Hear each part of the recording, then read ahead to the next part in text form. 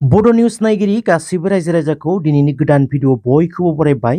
दासिमनि माखासे गोनां खौरांफोर लानानै फैदों। नोंथांमोना भिडिअखौ जोबजासिम नायजोब जाहाथे गोनां खौरांफोरखौ जेन नोंथांमोना मिस खालामा। लोगोसेनो आंनिफ्राय फिसा मोनसे रिक्वेस्टआ बेनो, नोंथांमोना जुदि दासिमबो चेनेलखौ साबस्क्राइब खालामाखैब्ला सानफ्रोमबोनि खौरां लानो थाखाय चेनेलखौ साबस्क्राइब खालामनानै बेल आइकनखौबो अलाव होनानै लादो।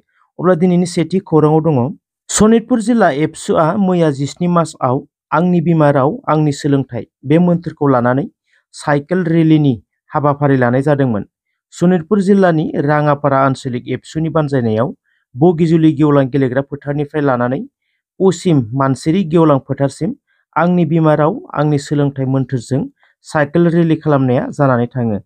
बे हाबाफारियाव सेन्ट्रेल एबसुनि बुंथिगिरि अबित बसुमतारी आरो सुबुं फोनांजाब नेहाथारि राजेश बसुमतारी, नेहाथारि बिरद बसुमतारी बिथांमोनजोंनो लोगोसे राङापारा दख'रानि गोबां फरायसाफोरजों लोगोसे रायजो राजाफोरा बाहागो लादोंमोन।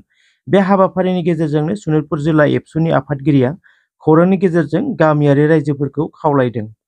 2023 मायथाइनि गोदान एडमिशन लानो गोनां स्टुडेन्टसफोरखौ जेन बिमा बिफाफोरा गामिनि प्रभिन्सियेलाइज फरायसालिफोराव मुं थिसनो।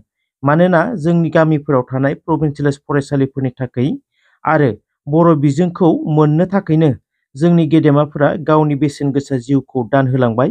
गामिनि रायजो राजाफोरा गोबां दुखु खस्थ'नि गेजेरजों नाजानानै मोननो हानाय बे बिजोंखौ फोथांना लाखिनांगोन होननानै खावलायो।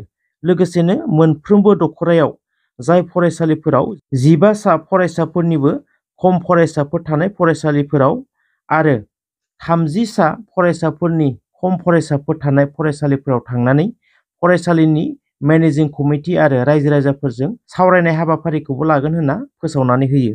बिटिसिआव जायफ्रा टेट क्वालिफाइड जानानै एलपि स्कुलनि एसिस्टेन्ट टिचारनि थाखाय एप्लाइ खालामदोंमोन, बिथांमोननि डकुमेन्टस भेरिफिकेसननि खामानिखौ मडेल कड अफ कन्डाक्टनि थाखाय दोनथ'बाय होनना बिटिसि लेभेल स्क्रिनिं काम सिलेक्शन कमिटिया फोसावना होदों। मोब्लिब सर्ट जानानै बांलादेशआव गंसे पेसेन्जार रेलगारिया गोग्लैदों। 30 सुबुङा गोब्राब जोखोम जादों होनना मोनथिनो मोन्दों। देरगावनि डिएसपि किरण नाथखौ पक्स' धारानि गेजेरजों आसाम पुलिसआ ग्रेप्तार खालामबाय।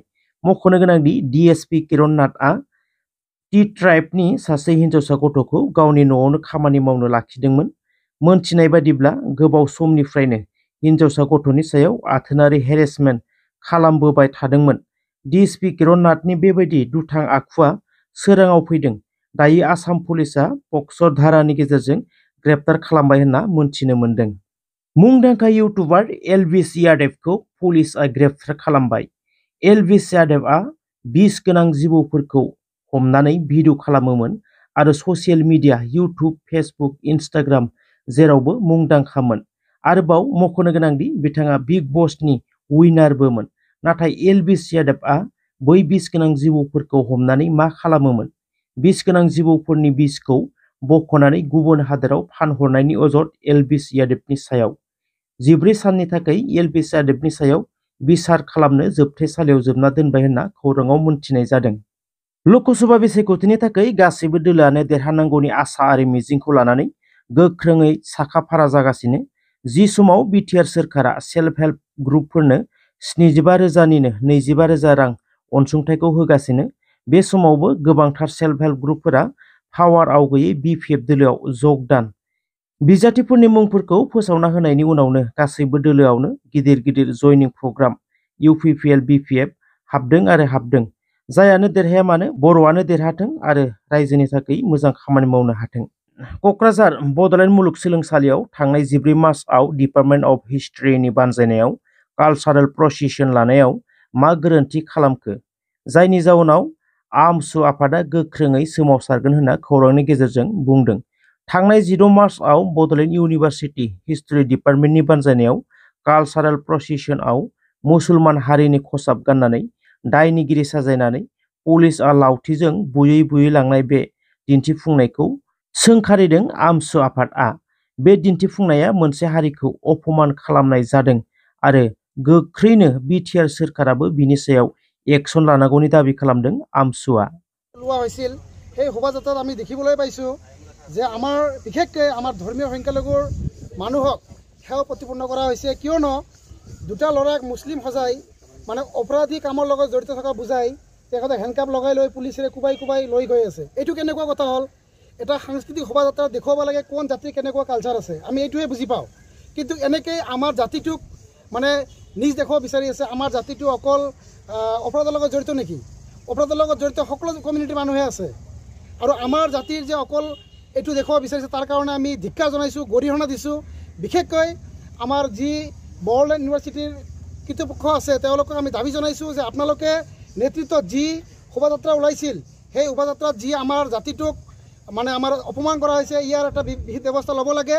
অন্যথাই আমি আমছুৱে ইয়াৰ ওপৰত প্ৰশাসনিক ব্যৱস্থা লোৱাৰ কাৰণে বাধ্য থাকিম। আৰু এই যোগে আমি ক'ব বিচাৰিছোঁ যে সেইদিনা বেছিদিন হোৱা নাই, 1-1.5 মাহ আগত পৃথিৱীৰ ভিতৰত সৰ্বকনিষ্ঠ মহাবিদ্যালয়ৰ শিক্ষক তেখেতে কোন কমিউনিটিৰ আছিল আপোনালোকে নাজানে নেকি? আমাৰ মুছলমান মানুহৰ আমাৰ এই জাতিটোৰ বহুতো এনেকুৱা এক্সাম্পল আছে, ভাল ভাল কামৰ লগত জড়িত আছে, সেইবিলাক দেখুৱাওক। এনেকুৱা আপোনালোকে বুজাব বিচাৰি আছে যে আমাৰ জাতিটো অকল অপৰাধৰ লগত জড়িত নেকি? যাৰ কাৰণে আমি এইটো কেতিয়াও মানি ল'ব নোৱাৰোঁ। আমি এইটো বিৰোধিতা কৰিছোঁ আৰু ইয়াৰ ব্যৱস্থা নোহোৱালৈকে আমি আমছুৱে বহি নাথাকোঁ। আমি ইয়াৰ ওপৰত বিশেষকৈ ব্যৱস্থা গ্ৰহণ কৰিম। প্ৰকাশ কৰাটো আমি কোনো পধ্যেই আমছুৰ পৰিয়ালে মানি ল'ব নোৱাৰোঁ। যিটো কাৰ্য দেখুওৱা হৈছে, দুজন ল'ৰাক মুছলমান সজাই টুপি পিন্ধাই পুলিচেৰে কোব খুৱাইছে, এই কাৰ্যক আমি তীব্ৰ গৰিহণা জনাইছোঁ। আমাৰ মুছলমান সমাজক BTCৰ বড়োলেণ্ড ইউনিভাৰ্চিটিৰ কৰ্তৃপক্ষই হেয় প্ৰতিপন্ন কৰিছে, আমাৰ অনুভৱ হৈছে।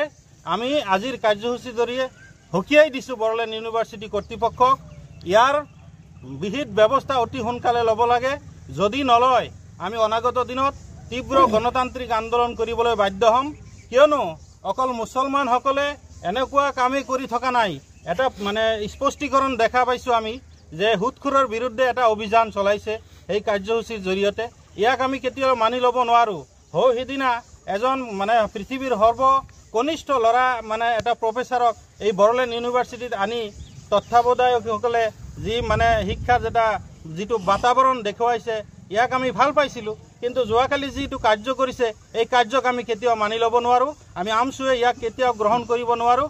এয়া এটা সাম্প্ৰদায়িক বাতাবৰণৰ সৃষ্টি কৰা হৈছে, ইয়াক আমি তীব্ৰ ধিক্কাৰ জনাইছোঁ। অনাগত দিনত যদি এনেকুৱা কাৰ্য কৰে তেনেহ'লে আমি গোটেই BTCত এটা গণ আন্দোলন সৃষ্টি কৰিম।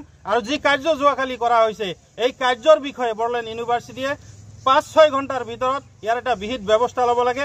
লগে লগে আমি আমছুৱে আহ্বান জনাইছোঁ যে BTC প্ৰশাসন তথা BTC চৰকাৰে ইয়াৰ ওপৰত হস্তক্ষেপ কৰিব লাগে, নহ'লে অনাগত দিনত আমি ইয়াৰ বিৰুদ্ধে তীব্ৰ আন্দোলন গঢ়ি তুলিবলৈ বাধ্য হ'ম।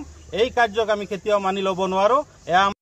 Thank you so much रायजोफोर जायफोरा भिडिअखौ जोबजासिम नायजोब्बाय। नोंथांमोना भिडिअखौ मोजां मोनोब्ला मोनसे लाइक खालामदो आरो चेनेलखौ दासिमबो साबस्क्राइब खालामाखैब्ला साबस्क्राइब खालामनानै बेल आइकनखौबो अलाव होनानै लादो सानफ्रोमबोनि खौरां लानो थाखाय। थेंक इउ सो माच।